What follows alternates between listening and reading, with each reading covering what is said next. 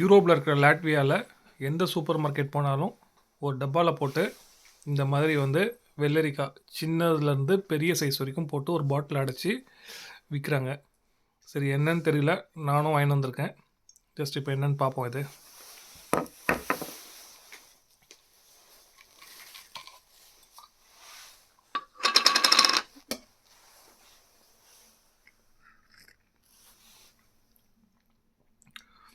Liquid vinegar தண்ணின்னு நினைக்கிறேன். வெள்ளரிக்காய் டேஸ்ட் எப்படி இருக்குன்னு பார்ப்போம்.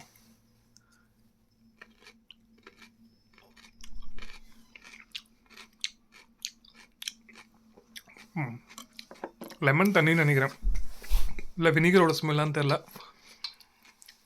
இதே இந்த ஊறுகாய் போல் இருக்குது.